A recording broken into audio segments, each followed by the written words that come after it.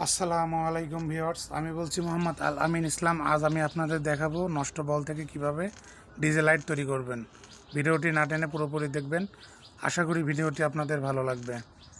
যে কোনো ইলেকট্রিক দোকানে গিয়ে একটি 7 কালার ডিজে এসএমডি কিনে নেবেন মাত্র 30 টাকা দিয়ে। তারপর নিজেই তৈরি করে নিতে পারবেন নষ্ট বল থেকে ডিজে এলইডি লাইট। ভিডিওটি না টেনে পুরোপুরি দেখবেন। প্রথম কেবলটি আমি টেস্টার দিয়ে লক করে নিব।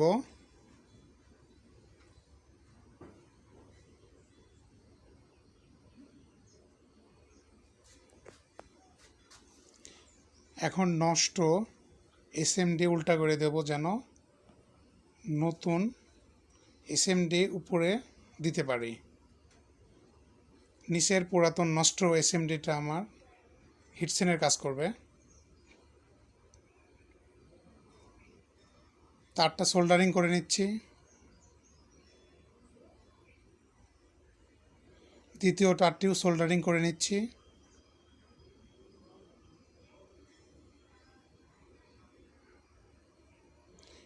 এবার নতুন এসএমডিটি সোল্ডারিং করব ভালো করে। এখানে খুব ভালো করে সোল্ডারিং করে নিতে হবে।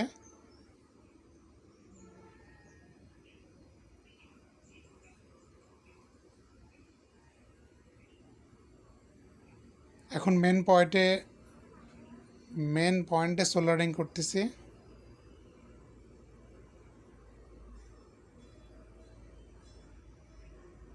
দ্বিতীয়টা সোল্ডারিং করে নিলাম।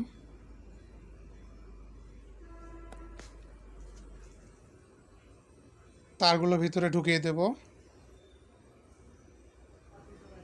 এখন কমপ্লিট হয়ে গেছে আমাদের বলটি। এখন হোল্ডার দিয়ে টেস্টিং করব।